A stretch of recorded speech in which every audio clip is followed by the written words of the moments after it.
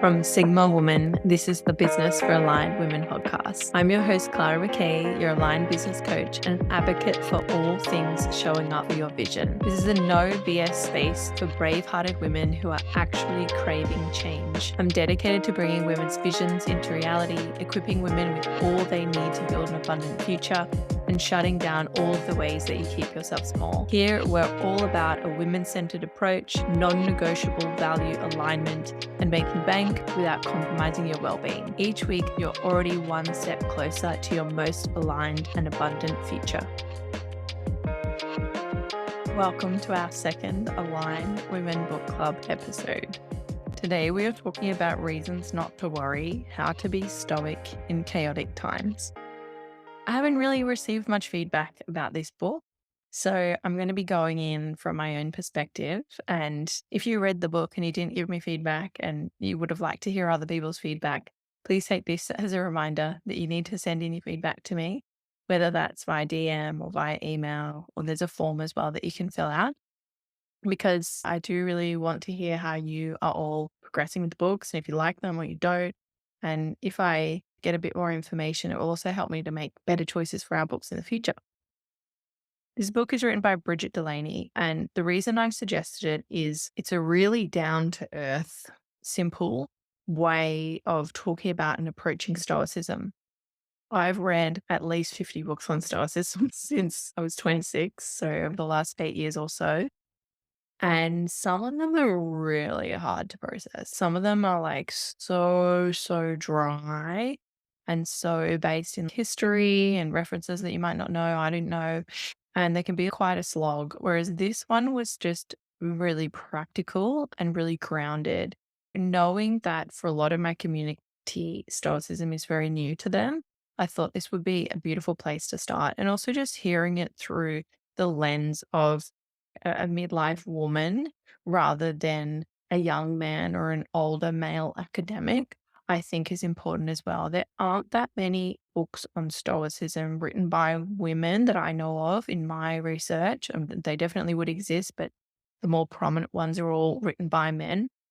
So it's nice to see things with a slightly more feminine lens, because I do think sometimes Stoicism can be a little bit hard and demanding. And I do feel like the way Bridget approached this is slightly softer and slightly gentler.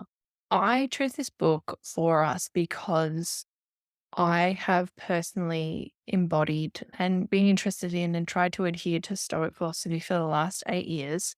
And even some of you who have maybe been following me for a long time, even some of the traditional yoga philosophy that I used to be really interested in, the reason I liked it was because of how similar to Stoicism was. So it was like Stoicism with a bit more of a framework and a bit more of rituals and practices that you could do around it.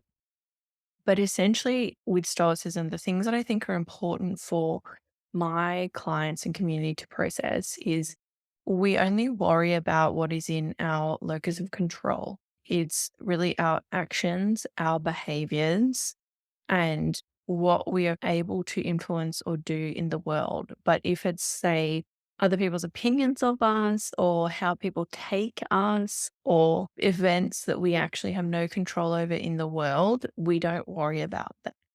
And by doing that, it opens up a hell of a lot of free headspace that can be used for creativity and strategy and relaxing.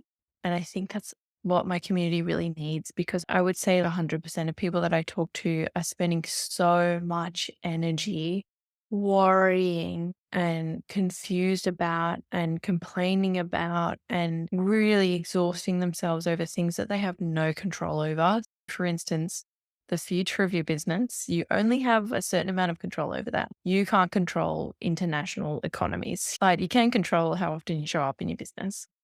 So we focus on that. You can't control if a client doesn't like you. You really can't. But you can control signing on clients who you seem to get along with. See what I mean? What happens there? And it gives us so much room to breathe and to do things more consciously and more gently as well as we move through life. There's a lot of other aspects to Stoicism, and a big part of it is pragmatism, using your rational mind in things. So, not getting swept up in the psychic thinking and the magical thinking that I spoke about in the episode with Bella, but seeing things as they truly are right now in this moment and operating from there rather than some perceived timeline in the future or some perceived kind of fantasy. And if we are going to worry about things, we worry about them to the point that we're able to act on them. We act on them and then we let it go, which is really, I think, something that a lot of you would find so lovely because the ruminating and the perseverating is really costing you a lot of your energy. And when you're ruminating and perseverating all the time, you don't have the energy to enjoy your life and you don't have the energy to show up in your life in a way that is congruent with the person that you think you are. We also in Stoicism like to be congruent. So we like to be really clear on our values and we like to behave in accordance with them. And I think that's a funny one because I think I've had a lot of experiences in my life and in my business where, for instance, people have tried to start an argument with me or they've tried to work me up and I never take the bait. And that pisses them off even more. And I'm just trying to be my congruent, value aligned self. But in doing that, I actually can agitate people a lot because they're used to being able to stir someone up. And when you have the power of not getting stirred up by someone else's drama or stuff or entertainment, because often I think people do try to start arguments as a form of entertainment or even dopamine farming, which is a really big thing. People have ADHD.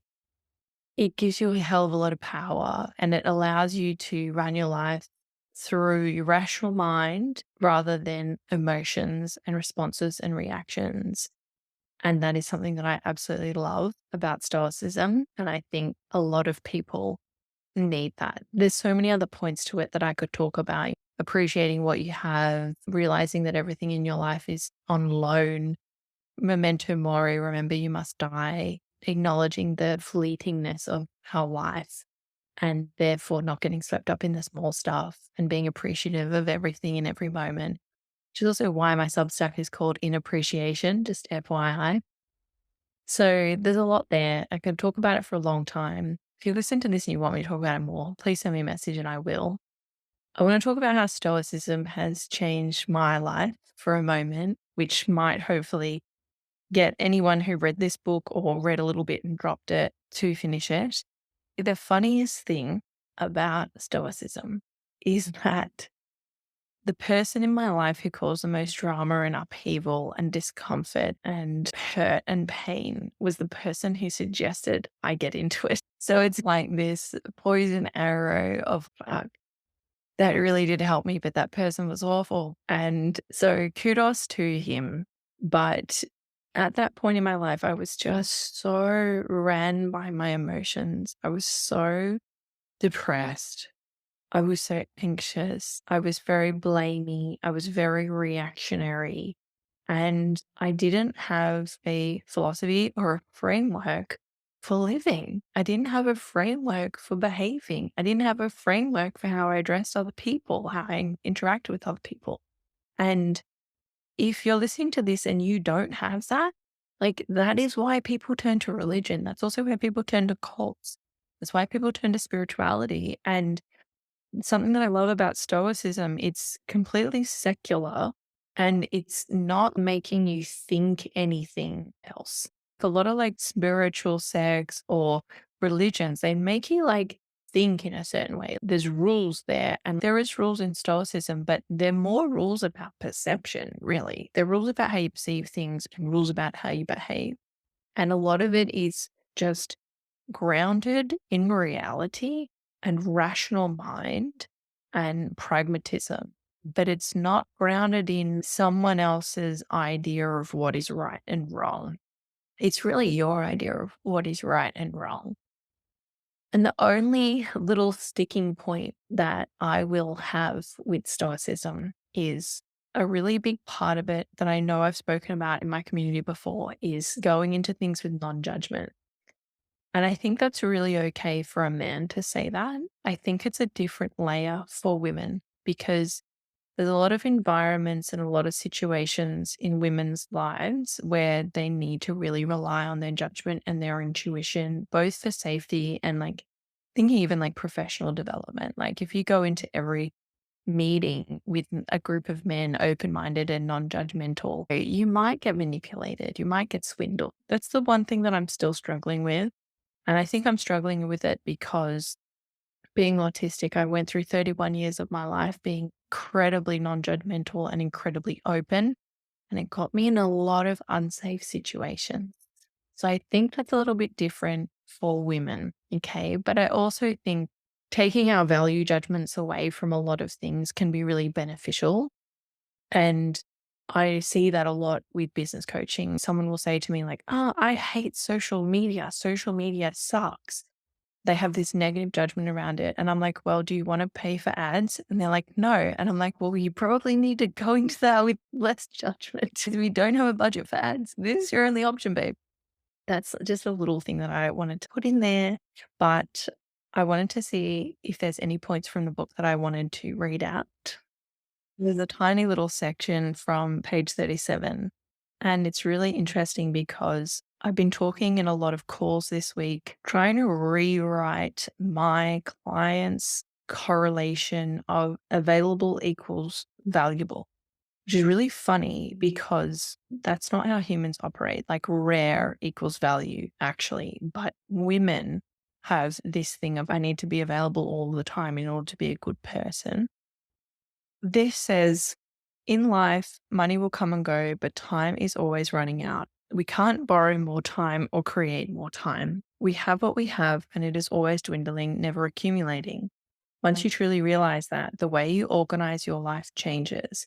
If you see time as the most valuable thing you have, you may feel less liable to fill your day with meetings that don't create meaningful outcomes, or less willing to spend a sunny Sunday in bed nursing a hangover, or less likely to spend a weekend away with people whose company you don't enjoy.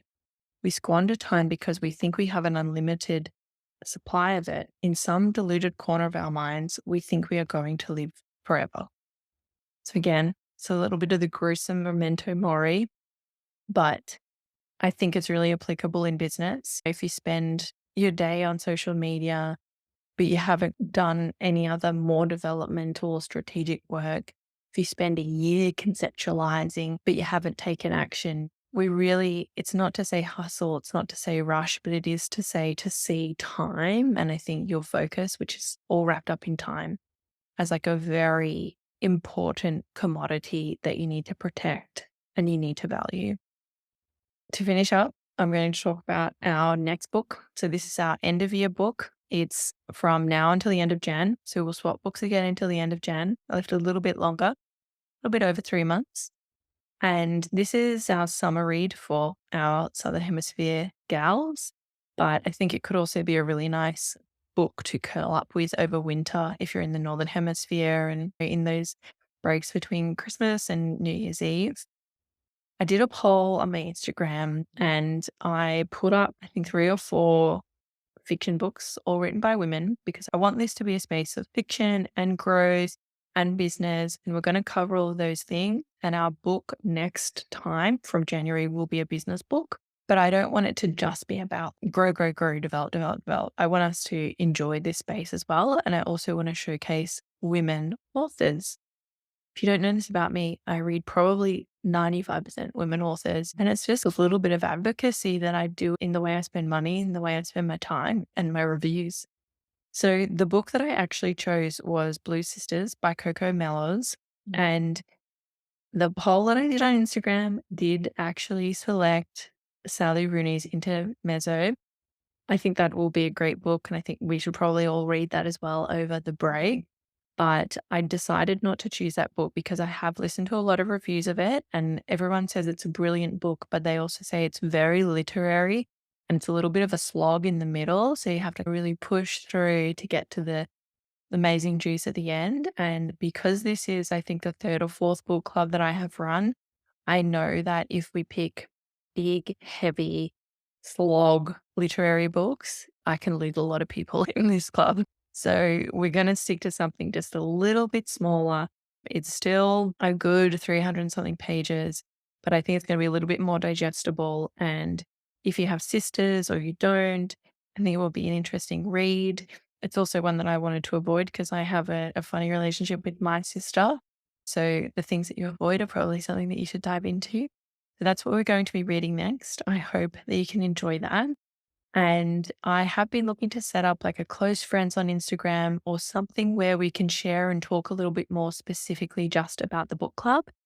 I know that I did also say that this was a low effort book club, so I haven't had many people want to be in that close friends. But if you do want another way to connect, I don't know what that is, maybe to group chat, I don't know what it is, but so that you can talk about the book as we're going, please send me a message. Please ignore Cinnamon snoring in the background and I'll work something out because I think it's like nice to all read a book together, but it's also nice just, I don't know, one message in 3 months to be like, hey, I really like this section, or this book sucks, or this has been really nice, or whatever it is. So if you would like this book club to be slightly more effort, low effort book club than it is, please also let me know. But I hope that you'll enjoy our summer winter read and I will be in your ears next week. If you can't tell, getting to share this time with you is something that I find truly sacred. I know that you're busy, but if you've taken anything away from our time spent together today, could you extend the love and share this episode with a friend, your community, or on your socials? Tag me so that I can see it and I can share it too. Or when you have a spare moment, leave the podcast a review. These things cost you nothing and will mean so much to me. Let's get this resource into the hands of more women visionaries and help us collectively move towards our most aligned way of being and doing business together.